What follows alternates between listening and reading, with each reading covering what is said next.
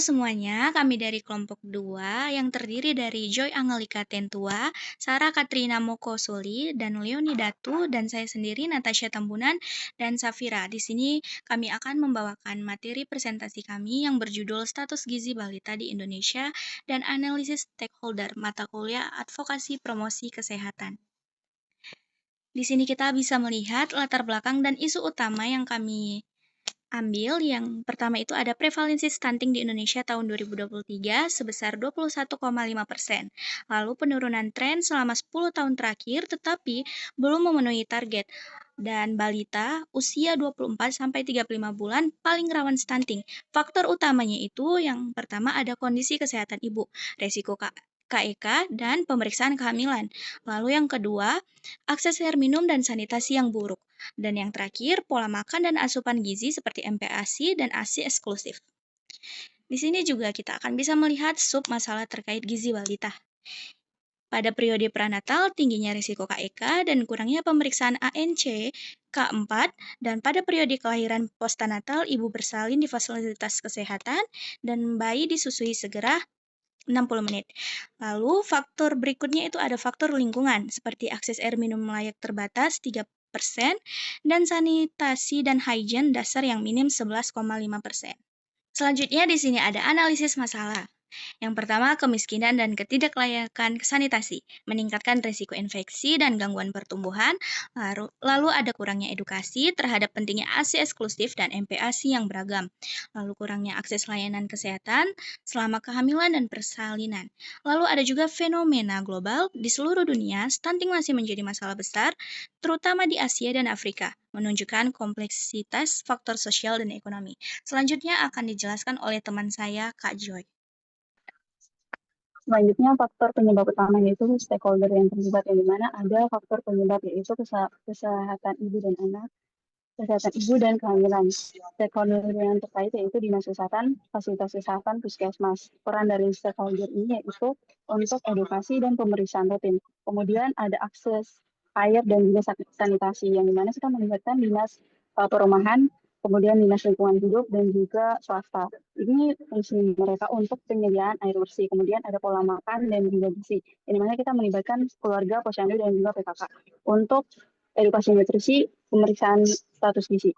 Kemudian ada kebijakan dan juga regulasi, yang dimana kita melibatkan yang namanya Pemprov dan juga Kemenkes. Itu tujuannya untuk perumusan kebijakan dan juga alokasi anggaran. Next. Oke, selanjutnya stakeholder yang bisa kita jadikan untuk partner. Yang pertama itu ada yang namanya dinas kesehatan dan juga puskesmas, yaitu untuk pelayanan kesehatan dan juga edukasi. Kemudian ada PKK dan juga posyandu. Yang tujuannya itu untuk edukasi gizi, kemudian promosi kesehatan keluarga juga. Yang ketiga ada lembaga swadaya masyarakat. Yang keempat itu ada perusahaan air bersih, yang dimana untuk penyediaan fasilitas air bersih. Yang kelima ada media dan juga lembaga pendidikan, yaitu untuk kampanye dan juga sosialisasi masyarakat luas. Kemudian yang keenam ada bidan dan juga tenaga.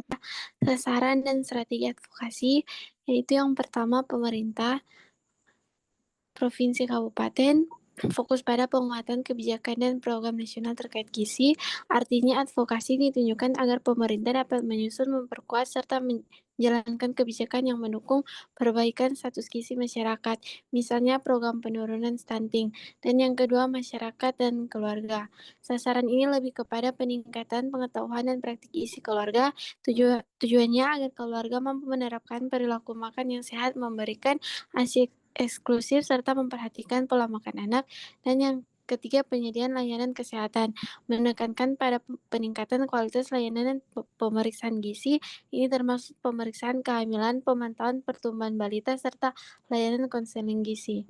Dan selanjutnya strategi, yang pertama edukasi tentang ASI eksklusif dan MPASI, memberikan pemahaman kepada ibu dan keluarga tentang pentingnya pemberian ASI eksklusif selama 6 bulan pertama, serta MPASI bergizi seimbang setelahnya. Dan yang kedua, kampanye sanitasi dan air bersih, menekankan pentingnya kebersihan lingkungan dan akses air bersih untuk mencegah penyakit infeksi yang bisa memperburuk status gizi anak. Dan yang ketiga, penyediaan layanan pemeriksaan kehamilan dan balita, memastikan ibu hamil dan balita balita mendapatkan layanan kesehatan rutin serta pemeriksaan kandungan, imunisasi, serta pemantauan tumbuh kembang. Dan yang terakhir, penguatan sistem monitoring dan evaluasi data gizi. Melakukan pencatatan, pemantauan, dan evaluasi data gizi secara berkesinambungan agar program gizi lebih tepat sasaran dan efektif. Next slide.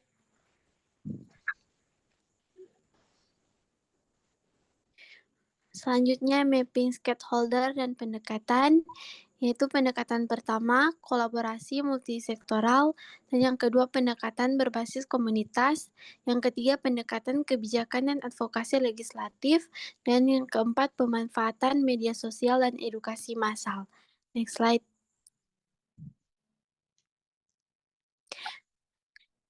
Kita masuk pada kesimpulan dan aksi rekomendasi. Yang pertama, tingkatkan sinergi antar stakeholder untuk mengatasi faktor determinan stunting. Dan yang kedua, fokus pada edukasi keluarga dan peningkatan akses air bersih serta sanitasi. Dan yang ketiga, perkuat layanan kesehatan selama periode prenatal dan postnatal. Dan yang terakhir, monitor hasil intervensi secara rutin dan evaluatif.